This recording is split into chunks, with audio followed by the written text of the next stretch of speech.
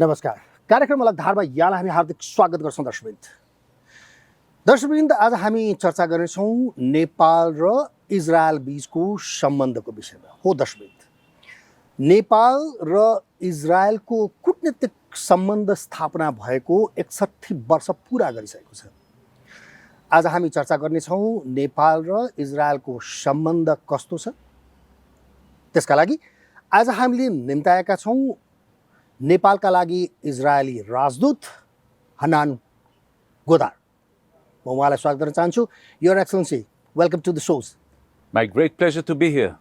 How is the relation between the Nepal and Israel? Could you please explain? When you talk about the relations, the bilateral relations between Israel and Nepal, I think they are excellent. We have long period, more than 60 years of very good bilateral relations, and I'm sure that the good bilateral relations will continue for 60 more years or maybe 600 years in the coming future. About multilateral relations? Multilateral relations is another topic, but let's first talk about the good things that we have on bilateral cooperation. I think that when you talk about bilateral cooperation, it's very good. So many aspects of cooperation between the two countries. We have thousands of Israelis coming to Nepal to see your beautiful country. We have excellent cooperation on agricultural, Learn and Earn project. Thousands of Nepalis went to Israel for this program and really changed the agriculture in the country. Investments, high-tech, it's here in Nepal, not will be, already here. Israeli high-tech is already present here in Nepal. Military cooperation. For many years, we have very, very good cooperation on all levels of security. Caregivers. Only last year, Ambassador Shakia signed a wonderful agreement to bring 500 caregivers to Israel. We have managed to increase it, and more than 1,000 Nepalis are going to Israel soon, very soon. I hope during next month we will be able to send them. So on all aspects, various aspects of multilateral relations, I think that the relations are very, very good, and we are happy with this. You're happy with it? Okay. About the multilateral relation? When we talk about multilateral relations, first we have to understand the difference between the bilateral leg and the multilateral legs. These are two independent legs, different of the relations. Bilateral is what is happening between Israel and Nepal, Nepal and Israel. Multilateral is what is happening in international organizations, United Nations. And that is another story. What is happening in United Nations, in New York, is not always clear to all of us. It's not clear? It's not clear. In what sense? People are not aware that every year... About what? Every year, 20 anti-Israeli resolutions are brought to vote in United Nations. 20 anti-Israeli votes come to vote. And this against is Israel? Against Israel, to condemn Israel, to make life difficult on Israel, and to ignore the Israeli positions on security. Why do this, Nepal government? We are talking about United Nations, which is an international organization. Are you asking what is the position of Nepal? We would prefer to see better voting of Nepal in United Nations. We think that the good bilateral relations should also reflect on the voting, on the multilateral relations. It is not affecting bilateral relations. It's not affecting in the multilateral relation in the UN? Two different legs, and they are completely ignored. So we don't see at the moment, within all the votes, every year there are 18, 20 votes in the General Assembly in New York, in United Nations. Most of the votes, last year, 17 votes out of 20, Nepal was against Israel. And we would be happy, most happy, to see Nepal changing the votes in favor of Israel, understand the Israeli positions, being more neutral on what is happening in the Middle East. The Nepali neutrality is very important for Israel. There are 24 registration over here. Nepal government had told in some resolution we support Israel, and in the some resolution we against the Israel. Out of the 20 votes that are about the conflict in the Middle East, Nepal is against Israel in all of them except from one. Expect from one. One vote. Okay. You know, we are the first nation that recognized your country before 61 years or 62 years. Is it not enough for your country? We appreciate the Nepali friendship, and the Nepali friendship is very important for Israelis, and this is the reason why Nepal is always in the vision of thousands of Israelis, and by the way, also in the dreams of many Nepalis. What happened in 1960 is important for us, and the friendship of Nepal will never be forgotten. But we are talking about what happened last week and what is going to happen this week. And we believe that the Nepali position should take into consideration also the Israeli views about what is happening in the Middle East. And if Nepal declares itself to be a neutral country, that it will have some that we can see it in United Nations. So yes, we would like to see an improvement in the Nepali voting pattern in United Nations. The Middle East is a new Middle East. Israel in the last years have signed peace deals with many Arab countries. It is not as hostile as it used to be. Yes, we still have to continue, but these changes in the Middle East should have a reflection also on multilateral organizations like the United Nations. And I think that Nepali friendship is very, very important for Israel. What do you expect from Nepal? To take the positions, to take the views of Israel, and to join many other neutral countries. We are not asking Nepal to stand alone next to Israel like it used to be in BP Koirala's time. The time these days, Israel has many friends, even some of the Arab countries. So we expect Nepal to join and to stand next to Israel, not only on the bilateral level, but also on the multilateral level.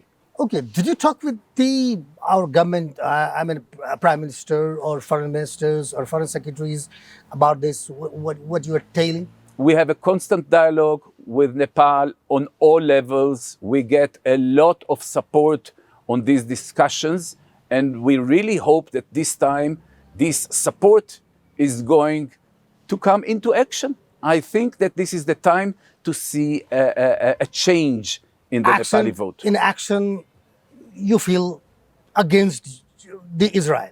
I can say that I feel a lot of friendship, but in practice, I feel that the change is yet to happen. What they say every time? They mention the friendship, they mention all the lovely cooperation on bilateral level. And when we mention the multilateral issues, I have the understanding that they are learning it so far. You know, there are still tension between the Israel and Palestine. There is some points to solve the problem about the Israel and... Yes, yes. It's a long-standing conflict, but we have a dialogue. And we have a Palestinian... Dialogue is still going on. We have a Palestinian Authority. Yes. And we have cooperation, not to the level that we would like to see. But there is some, in many aspects, on many levels, cooperation. Okay. We think that this cooperation should be encouraged, should be supported by both parties, but also by the international community. And we think that this will lead to progress. Yes, it is difficult. It is difficult because some radical elements are against this progress. And when I say radical elements, I talk about Iran. As long as the country of Iran, Iran, is doing everything not to recognize, not to support a process, not to recognize a dialogue, they are inciting a terror to happen. As long as Iran will continue to develop nuclear weapons, it will affect the entire Middle East. And as long as Iran is still financing terror, it is very difficult to move forward. Now, I'm not saying that the Palestinian Authority is going together with Iran, but we see that the Iranians are in support of terror organizations like Hamas, like Hezbollah, and they are burning the area from inside. We expect the international community to be against incitement, to be against radicalism. Political conflicts are difficult, but as long as there are national conflicts, you can find a compromise. When it is between side A and side B, you can negotiate. When the conflict becomes into a religious conflict, It can't be narrowed down. It can't be narrowed down. because you can pray to God, but not always you get the answers. So how can you compromise on religious issues?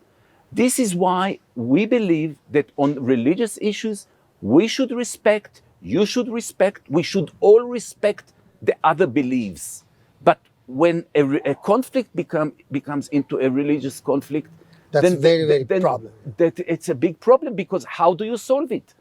I don't want to change my position to yours. You don't want to change my position to mine. We can't compromise. You can't compromise on your beliefs, because you are who you are and I am who I am.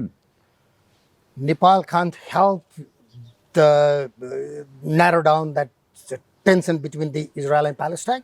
I know that Nepal is doing its best to keep the dialogue with all the parties, and we appreciate it, and we think that this is good. We are very much encouraged or happy to see this Nepali relations with both parties, with Israel and the Palestinian Authority, the Palestinians. It's good, and we are happy with this support. How long you are as an ambassador to Nepal, as in Israel? I arrived here a year ago, but I took the slogan of the Ministry of Tourism. The slogan of the Ministry of Tourism says, Nepal, once is not enough.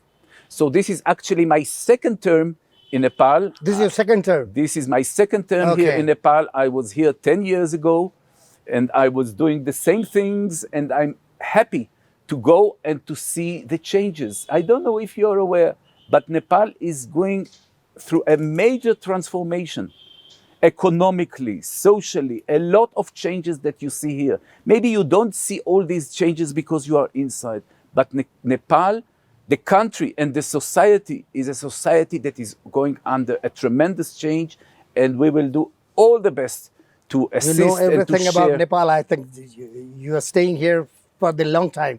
What are the similar between the Nepal and Israel? This is a very good topic. When there is a discussion between Nepalis and Israelis, I think that immediately there is a contact. And I will tell you why. Both Nepal and Israel are small countries, but proud. We, Israel and Nepal, we are proud of our language, of our religion, of our tradition, of our culture, of our songs, of our nature. We don't want to change it. We are proud. Now, both countries are standing, we are like a little goat standing next to big elephants. And big elephants, they're not negative, but sometimes they are. You have to be careful and to protect and to be who you are and what you are, because this is what we are, and we want to continue. We are happy with what we are. So I think this is very similar between Nepalese and Israelis, and I think that this understanding is immediately going on every discussion. What do you think we can export in your country, or your product will come to here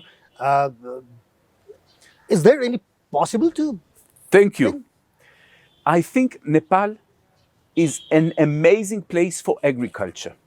Yes. In the last 10 years, we have sent 3,000, 10,000 Nepalis went to Israel on a learn and earn project. And they are back here in Nepal. all our youth, I think? All are youth under the age of 30. And they came back. And wherever you go in the country, you see tunnels, you see plastic houses, you see drip irrigation, you see fertilizer, you see the change. It will benefit both country or what? It will benefit. also- We are proud to share. We are, of course, it will benefit because when Nepal is higher, we are also higher. We are all higher. And let me tell you here, Nepal is going to turn into an exporting food country of exporting food. It will take a few more years, but Nepal is going to turn into a country which is exporting food because the production of the agriculture is increasing every year because Nepal, I said it, is in transformation, becoming a traditional country in agriculture to become a modern country. And this will affect every household here in Nepal. Our country will tie off in the defense, security also. Security. So what is the current position right now? The current position is good. I will not talk about security issues here, but wherever there is a need for a dialogue between Nepal and Israel, we know how to do it. The Nepalis know how to do it, and we are pleased, and the Nepalis are pleased, and I'm sure that we will continue. We started 60 years ago, and as I said, we will continue for 60 years and maybe 600 years in the future. It will go on. You have earlier said in agriculture fields, we are facing so many difficulties in agriculture sector. So is there any possibility to help from your country's side? Let me congratulate Ambassador Anjan Shakya that in her term brought us to an agreement on excellence centers. We are going to establish 7 excellent centers of agriculture in 7 provinces of Nepal. And the idea of Excellence Center is to bring the Israeli know-how to the Ministry of Agriculture of Nepal, to the Nepali farmers, and to bring the Israeli technology and the know-how here to Nepal so people can share and to implement it. Because as I said, in Nepal, you have the high mountains, the hills, the terai, the low mountains, everything. All climates, fertile land, a lot of water, hardworking people. You have to understand one thing. The farmer, the Nepali farmer, cannot stay with the same agriculture of his grandfather. Forget it. You have to move forward. You must move to modern agriculture. Because if you stay with the old agriculture, you cannot compete with your neighbors. Your neighbors are big and smart and moving forward. You have to move forward to run for modern agriculture. Must. Okay. What about the current position in the nursing manpower? We have signed an agreement to bring 500 caregivers to Israel. During the negotiations afterwards, we managed here to increase the numbers. And the numbers now stand at 1,175 caregivers. That is good enough. What do you think? I'm kind of an optimist that is always looking at the full half of the glass. 1,175 is better than 500. Really? But I will not commit here. I think this is not the last stage because we said that the bilateral relations are good. It will gradually. Not gradually. Let us.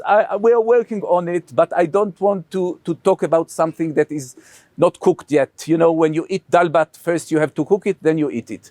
The dalbat is not finished yet. The next agreements on the caregivers Always cooking. are being cooked. Yeah. And I'm sure that we will finish cooking them. They will be ready. But at the moment, we have 1,175 people that are expected to go. I really hope that this month they will have the opportunity to go to Israel.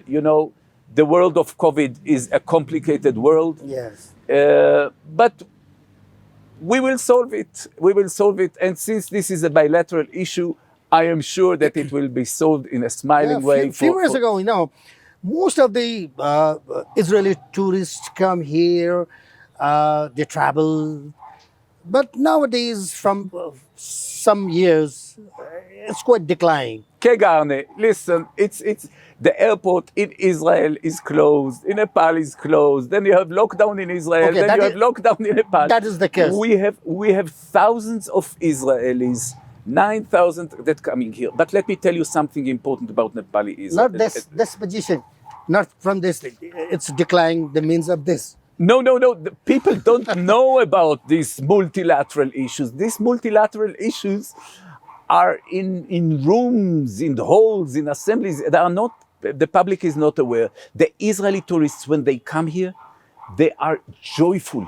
It remains as an experience for the rest of their life. And this is why the Nepali lobby in Israel is so strong. Yes. Because thousands of Israelis, we are a small country, thousands of Israelis come every year. They don't come for a week. They come for a month. Sometimes they stay 2 months and 3 They're months. a little bit aggressive, Listen, we are talking, of course, but they come with a lovely experience. And I know every time that there is a need here in Nepal, and there was a crisis in COVID 6 months ago when the Israeli society donated so many cargo, tons of cargo for Nepal. You have a lot of good friends in Israel. Okay. So what you expect from Nepal? Again, I'll ask you this question again. We would be happy for to the future. see the continuation of the excellent bilateral relations. Okay. We will be happy to see a change in the multilateral way of Nepali voting in international organizations, in United Nations. These votes are important for Israel, and we think that it is time that the excellent bilateral relations will have an effect also on the multilateral relations. The Middle East today is different, is not as negative and hostile as it used to be. And I think, and we will be very pleased to see a change in the way that Nepal is voting in United Nations. I think you have traveled so many places in Nepal. Okay. Could you please describe? Oh, this is a lovely point. You have so many treasures in Nepal. You are the richest country in the world with hidden treasures that are just waiting for you. Now, these are world heritage. It's nowhere else except in Nepal. Whether it is the terrais, the nature, the animals there, or the mountains or the hills. So you have amazing treasures. I pray that you will preserve these treasures. Please, the world is small. You have these treasures that belong to Nepal, but belong to humanity. The environment is fragile. The pollution is killing the nature, but not only the nature, it is killing the people. I really wish that it is time. I know that the ministries are doing a lot, but it is time also that the people here in Nepal will understand the treasure that you have in your hands, in your pockets with the Nepali nature. I wish that you will continue preserving your nature. Thank you, Your Excellency. You give most valuable time for the image channel. Thank you so much. Thank you. Thank you so much. Thank you very much. त दर्शकवृन्द उहाँ हुनुहुन्थ्यो नेपालका लागि Israeli राजदूत हनान गोडर अलगधारसँग कुरा गर्दै। हस् त आजको अलगधारको निर्धारित समय पनि सिद्धिसकेका छ। भोलि पुनः उपस्थित हुनेछौँ। नमस्कार।